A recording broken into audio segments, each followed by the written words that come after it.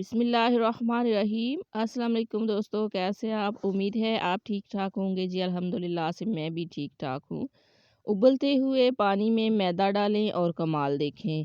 जी ये बहुत ही ज़बरदस्त किस्म की रेसिपी है। आपने कहीं नहीं जाना, रहना है वीडियो के साथ साथ। सबसे पहले हम एक कढ़ाई लेंगे, बर्तन लेंगे, उसके अंदर पानी डालेंगे और आग पे रख देंगे और इसके अंदर डालेंगे 1 चम्मच ज़ीरा, आधा चम्मच जो है नमक डालेंगे और 1 चुटकी अजवाइन यहाँ पे भी आप डाल सकते हैं। मैं यहाँ पे भूल गई थी तो मैंने आगे चल के डाल दी। अजवाइन आपने ज़रूर इस्तेमाल करनी है, मैदे की कोई भी रेसिपी हो, ये आपने अजवाइन जो है ज़रूर इस्तेमाल करनी है।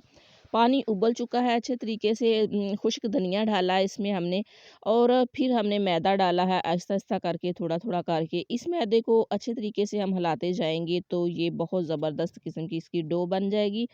आपने बिल्कुल भी परेशान नहीं होना कि ये गुठलियाँ बन गई हैं, ऐसा कुछ नहीं हुआ। ये देखिए बहुत नरम हो गई है। और जी डो हमने साइड पे कर दी है तो इसी कढ़ाई को दोबारा से धो के ऊपर रख दिया है। तो इसके अंदर हमने चंद दाने लहसुन के डाले हैं, बारीक काट लिया है हमने और जी एक मीडियम मीडियम साइज़ प्याज को काट के बारीक तो वो डाली है हमने और यहाँ पे हम नमक मिर्च डाल रहे हैं। आप हस्बे ज़रूरत इस्तेमाल कर सकते हैं, बहुत ज़्यादा डालना चाहें आप तो बहुत ज़्यादा भी डाल सकते हैं। 2 दाने जो हैं वो मैंने इमली के शामिल किए हैं, इसमें 2 बीज इमली के जो होते हैं वो मैंने शामिल किए हैं। इससे जायका बहुत ज़बरदस्त होगा, थोड़ा डिफरेंट होगा, मुनफ़रद होगा। और यहाँ पे दूध मैंने आधा कप डाला है और इसको अच्छे तरीके से हम जो है ना गाल लेंगे, यानी कि ये गल जाएगा। बहुत ज़्यादा भी गालने की परेशान होने की ज़रूरत नहीं है। आगे चल के जो इसकी पकाई होगी तो उससे भी ये गलेगा ये चीज़ें और ये अच्छे तरीके से हम स्टफिंग इसकी तैयार कर लेंगे।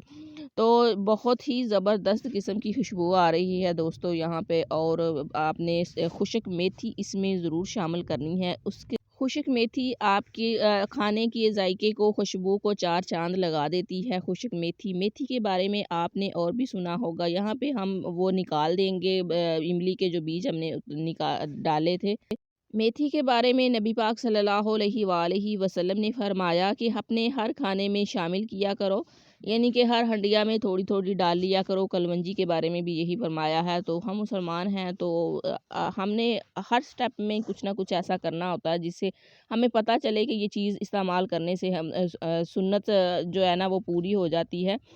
और जी यहाँ पे ना मैं कैमरा सेट कर रही थी तो सेल्फी स्टिक के ऊपर तो यहाँ पे मैं चाहती थी दोनों हाथों से मैं काम करूँ तो कैमरा सेट करते हुए थोड़ी-सी साथ लग गई है, तो आप साथ नहीं लगाइएगा।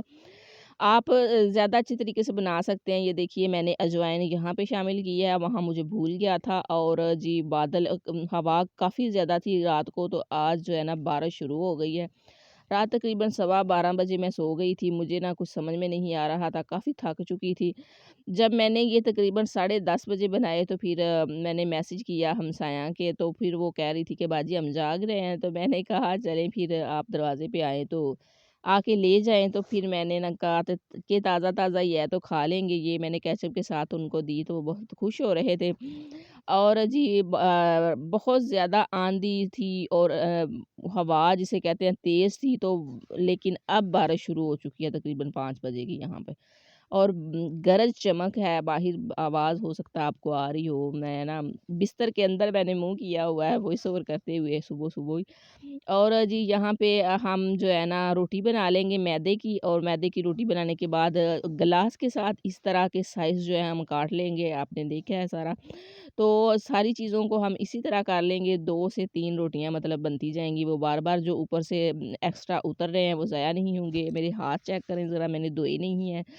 और अब मैंने कहा बार-बार हाथ धोने जाऊँगी तो फिर बाहिर जाना पड़ रहा था हाथ धोने सेहन में और हवा भी इतनी तेज़ थी, कुछ मुझे ये था कि अल्लाह करे बन जैसे ही मेरी रेसिपी तैयार हो जाए, लाइट ना चले जाए और फिर मैंने कहा क्या मैं हाथ धोने में के चक्करों में पड़ी रहूँ। और ऐसा तो होता ही है, खाना हम पकाएँ तो हाथ को ना लगे आटा वग़ैरह, तो ये कैसे हो सकता है। यहाँ पे सारी चीज़ें सारा तैयार कर लिया है मैंने, जो साइज़ मुझे चाहिए थे मैंने बना लिए। यहाँ पे 1 कप के अंदर पानी लेंगे और 1 से डेढ़ चम्मच हम मैदा डालेंगे और तिल डालेंगे। इसके अंदर भी आप तिल डाल सकते हैं, आप ब्रेड गम के अंदर भी, यानी कि जो चॉप करके रखते हैं डब्बा रोटी हो गई या रस हो गया तो उनके अंदर भी आप तिल डाल सकते हैं। मैंने इसी के अंदर डाल दिए तिल। तो आपने इसको अच्छे से, अगर आपको लगे कि ये आपकी बहुत पतला सा बना है मैदा का पानी वगैरह, तो आप मज़ीद मैदा इसमें शामिल कर सकते हैं। और कल हवा में हम गए हुए थे, मेरे ससुर की तबीयत ठीक नहीं थी, उनका पता लेने के लिए हवा में आए, और ना मुझे कुछ फ्लू की शिकायत सी हो रही है। हो सकता है मेरी आवाज़ आपको चेंज सुनाई दे। तो ख़ैर इतना ज़्यादा नहीं है, लेकिन ना है कुछ मसला जो है ना मुझे, तो मैं जुशांदा पीऊँगी इंशाल्लाह से तो कुछ बेहतर हो जाऊँगी। यहाँ पे आपने इस तरह करके तो इनको सारे को फ़िल कर लेना है। कोई भी साइज़ आप बना सकते हैं इस तरह से। और मेरे बेटे को इतनी नींद आ रही थी, मामा जी मैं थक चुका हूँ, मुझे नींद आ रही है, मुझे सोना है। मैं अक्सर ही 9 बजे ही बच्चों को सुला देती हूँ, तो मैंने कहा बस थोड़ी देर कैमरा पकड़ लो। तो यहाँ पे ना वो मुझे साइज़ बता रहा था, क्योंकि बच्चे हैं, आपको पता बच्चों को छोटी चीज़ें ज़्यादा पसंद होती हैं। तो मैंने फिर ना ऐसे ही 2-3 चीज़ें कर ली, और ये पिदिये-शिदिये जो होती हैं ना, छोटी-छोटी चीज़ें, ये भी काम आ जाती हैं, बच्चे खुश हो जाते हैं। और ना यहाँ पे ना काफ़ी टाइम हो चुका था मुझे, लेकिन अल्हम्दुलिल्लाह से कि यहाँ पे ऐसे मैंने ना इनको तैयार कर लिया। पहले मैंने सोचा कि बस यहाँ तक आपको दिखाऊँ, फिर मैंने कहा नहीं, तल के भी दिखा देती हूँ, सारा काम करके आपको पता चल जाए, एंड भी दिखा देती हूँ कि ये किस तरह के मुकम्मल इनका जो फाइनल लुक होगी वो किस तरह से होगी। और यहाँ पे माशाल्लाह से सारा काम मुकम्मल हो गया, तो आप जो है ना इस तरह करके, तो आप जो एयर टाइट जार में डालकर किसी डब्बे में प्लास्टिक के डाल के तो आप रख सकते हैं। आप चाहें तो इसे 2 महीने तक भी फ्रीज़ कर लें, बस ये जम जाए ना ऊपर से, तो फिर आपको कोई टेंशन नहीं है।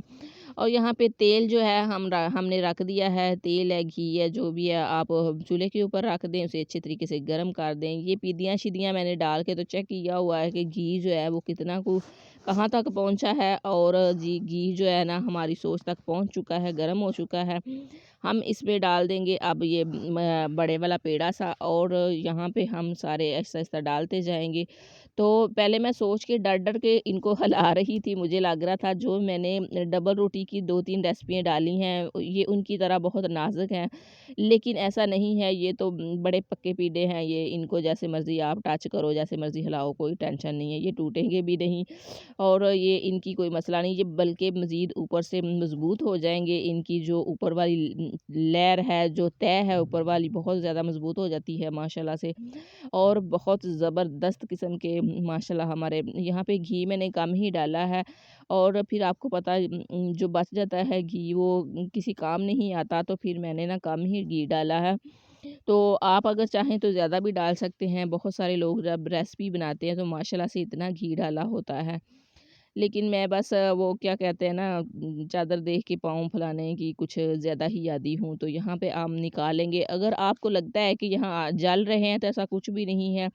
यानी कि वो ज़्यादा फ्राई हो गए हैं, आप ये समझ लें, तो वो भी मज़े के लगेंगे। ये फाइनल लुक अल्हम्दुलिल्लाह से इनकी ये है, और ज़बरदस्त किस्म की जो है ना हमारे तैयार हो चुके हैं। हाफ मून भी कह सकते हैं, फुल मून भी कह सकते हैं इनको, और कुछ भी आप कह लें आप। मेरे बच्चे तो इसको लड्डू बोल रहे थे। वो जो आते हैं अक्सर ही लोगों के घरों में नई-नवीली दुल्हनें जिनकी शादियाँ होती हैं, तो वो मेके से बनवा के लाती हैं। कन्ना वाले लड्डू पंजाबी में हम कहते हैं, लेकिन वो मीठे होते हैं, ये नमकीन है। बहरहाल आप कुछ भी कह सकते हैं इनको। ये बहुत ज़बरदस्त मैदे की रेसिपी है, ज़रूर ट्राई कीजिएगा। अल्लाह हाफ़िज़।